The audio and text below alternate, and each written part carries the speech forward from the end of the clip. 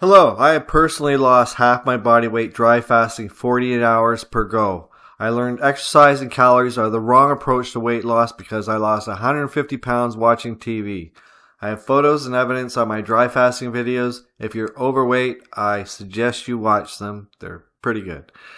This is a story form, and it's about God and the afterlife in the Wayne Hilborn Mathematics of Idealism series. So in a minute, the story will begin, but for anyone wanting to understand this idealism interpretation of quantum mechanics, history selection is the key way to think about it.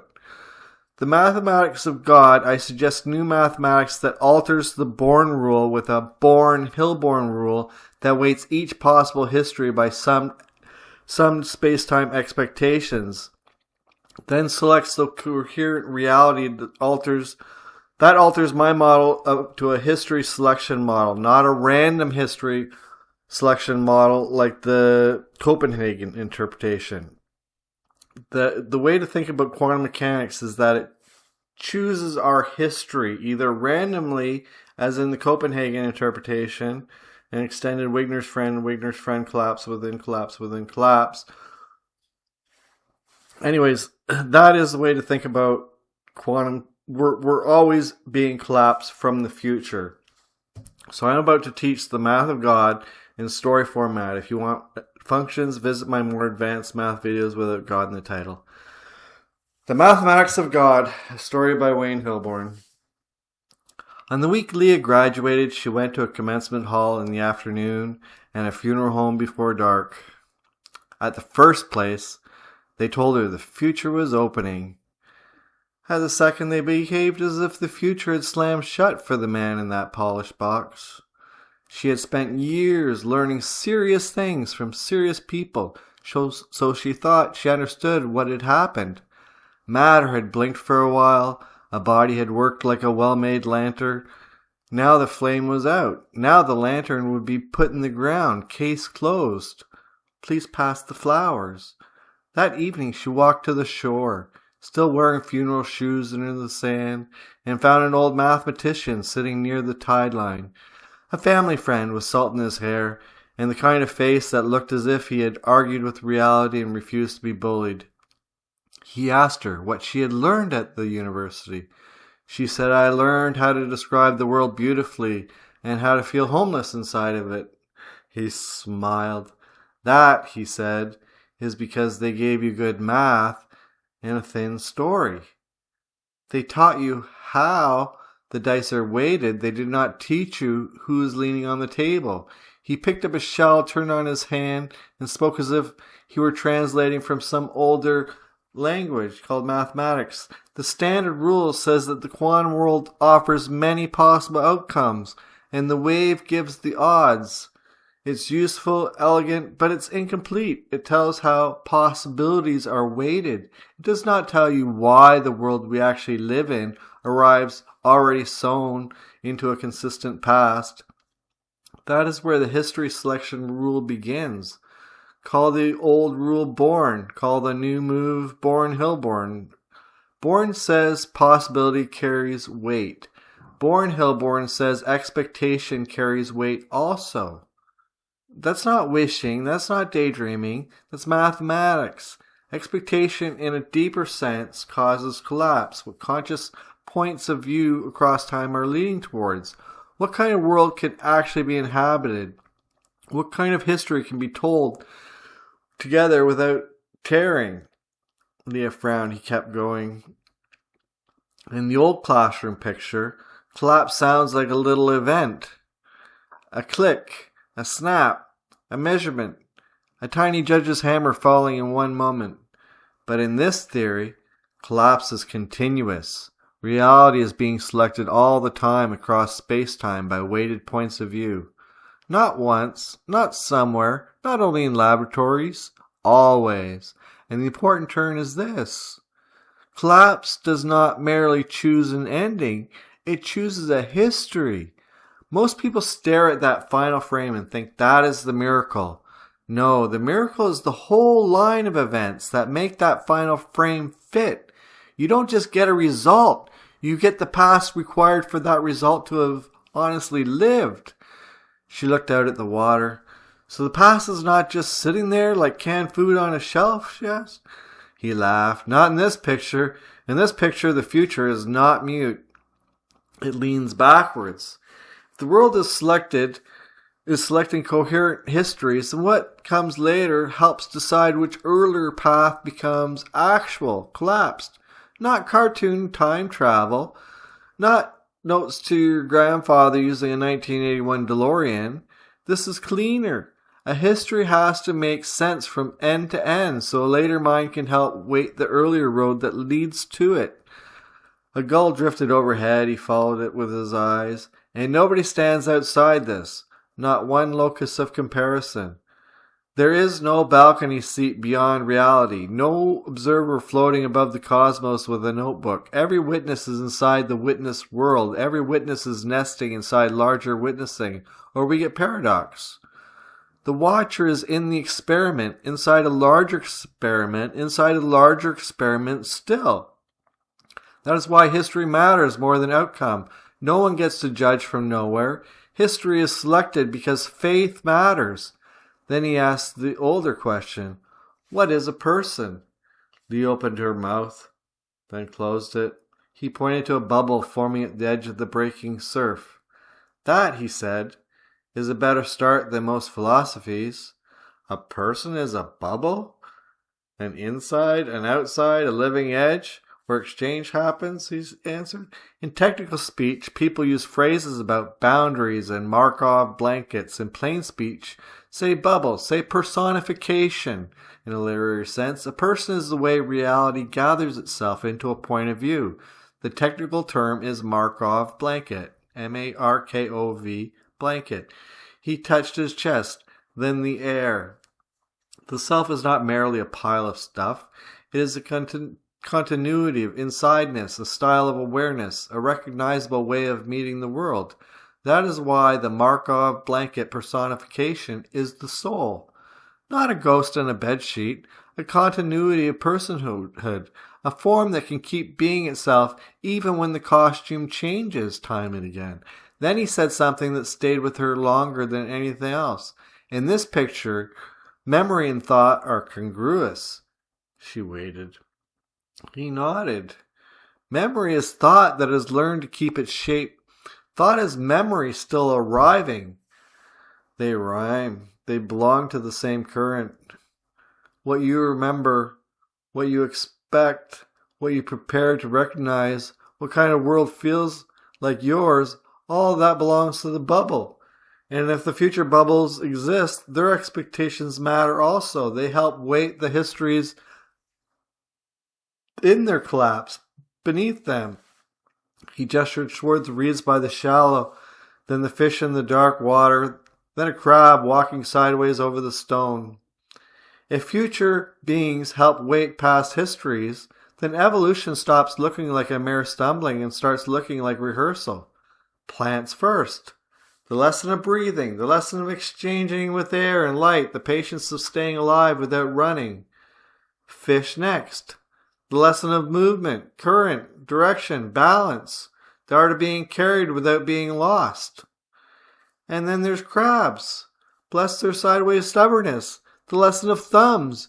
We collapse a reality where we have chosen to because we expect thumbs. Grip, the rough draft of grasping, the apprenticeship of a future hand. You build add-ons with every life.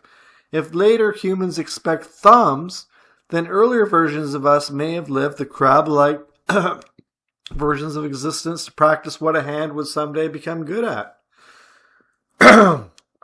Leah stared at the crab. He shrugged a little. This is a mathematics-based creation story. There it is. Not a maker standing outside clay. A history being selected from within by future coherence. A modified Born rule that includes the weight of thought across all of space-time because Einstein proves there are no now moments. The future needs for a trait helps weight the ancestral past that builds that trait. In that sense, the crab is not beneath the human. The crab is a human in training.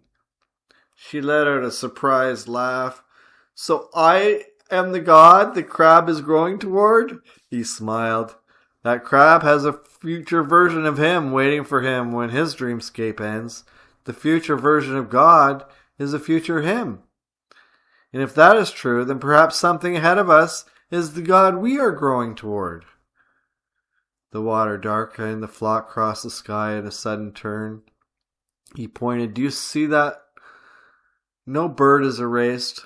No bird becomes mush. Each remains itself, and still they turn as one. Wider thought has passed through them all." That is a useful image for what an advanced mind may become. A flock of birds, a school of fish. At a high enough level of development, consciousness may still remain many, but share a stronger field approach, and the thoughts approach them. Simultaneously, they all get the thoughts to turn up, go left, go right, up, down. Not sameness, not loss. Just like a school of fish, like a flock of birds, separate lives, but same thoughts arriving to the group as a pattern. Like I said, turn left, rise, go right, dive, swing left. Not orders barked from outside, but shared motions of meaning, felt before they become words. Leah watched the flock disappear. "And that is God?" she asked. He took his time. "In this theory, God is not an old king with weather privileges. God is the deepest collapse weight of future mind. The widest, densest, most coherent pressure of personhood gathered across history. God is what consciousness becomes when enough futures lean backwards with enough weight to help select the worlds that can bear them. Sometimes that would feel like pressure in thought. Sometimes after death it may feel like meeting a future face. Sometimes it may feel like both, because pressure and person can belong to the same larger reality. God is a future you." He looked back to the sea. "So religion changes too? Religion is no longer guessing the mood of a hidden emperor. It becomes alignment. Prayer becomes disciplined collapse through expectation. Conscience becomes history selection felt from the inside. Worship becomes loyalty to the best future of mind you can honestly help make real." Leah was quiet a long time. Then she asked the question every honest listener eventually asks. "If future minds can lean on us, do we still have free will? Or are we just puppets wearing biographies?" The old mathematician smiled sadly. "No, the pressure is real, but it's not absolute. You have free will. A thought offered is not a command. A pull is not a prison. You can reject a thought. The true purpose of meditation only physicists can teach. That is why ethics survive. If a mean thought comes, you do not owe it obedience. If a cruel urge comes, you do not have to call it destiny. If generous thought comes, you may welcome it, but even then, you welcome it freely. The future may lean, it does not have to shove." Then he said something so ordinary that it struck deeper than the grand ideas. "In this religion, the old sin is worry. Gratitude is the most obvious hack to love. Ingratitude was the sin in ancient Egypt. It's another term for worry. It's the same." Leah blinked. "Worry? Yes. Even desire has worry and fear glued to it. This is what religions meant by original sin. You want toast, and you instantly worry that you may not have the toast. You want love, and instantly you worry about the loss of love. That is the ancient corruption, what Jesus would call Satan. Worry in a universe run by expectations-driven collapse.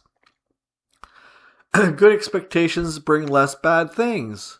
A Schrodinger who worries may manifest a dead cat, and his family would think him evil. Not desire itself, the worry that comes from desire. Because worry shrinks the bubble. It narrows the history you can inhabit. It teaches the self to worship scarcity. She looked down at her black shoes, wet now with seawater. "Death?" she asked softly. What is God to us when we die? He poked a fingertip through a bubble in the foam. It breaks, he said, but the water does not vanish. If the soul is a continuity of personification, not merely attached to one body, then death is not the end of self. It is the opening of the local bubble. If you do not fall into nothing, you return to a wider continuity. What meets you then is not a stranger in robes. It is a larger form of mind towards which your smaller lives were already leaning, a literal future you and weighted love gratitude we will feel in that state because you're in a gratitude-centric universe. You meet the future you and weight that helped carry you. You meet God as the greater personhood of which your life was a local sentence. You are not buried into silence. You are gathered into scale. A crab lifted one rough claw beside them as if making a bad first attempt at a hand. All at once Leah felt the shoreline become enormous. The reeds, the fish, the crab, the hand, the flock, the dead, the unborn, the thoughts that arrive uninvited, the ones she keeps, the ones she rejects. For the first time in years, the world did not feel smaller because it was mathematical. It felt larger because the mathematics had become intimate. The grave was still real. The grief was still real. Nothing had been erased, but death no longer looked like a period. It looked like a comma in a sentence too long for any one lifetime to hear at once. When she turned to thank the old magician, he had already begun walking down the beach, small against the dusk. The flock was gone, the crab was gone, the tide kept coming, and Leah stood there, not cured, not certain, but newly able to imagine that God might not be a mysterious hiding from mathematics. God might be mathematics when consciousness learns to speak. The end. The standard story says quantum reality gives random history with collapses, updating the Bourne rule to Hilborn rule, where we add in weight of observer across the whole of space-time, expanded Wigner's friend after Wigner's friend gives us global consistency. If that is true, then God is the far future weight of mind, religion is alignment with better histories, and death is not erasure but enlargement. Be blessed, blessed be. I'm Wayne Hilborn. This is the mathematics of idealism.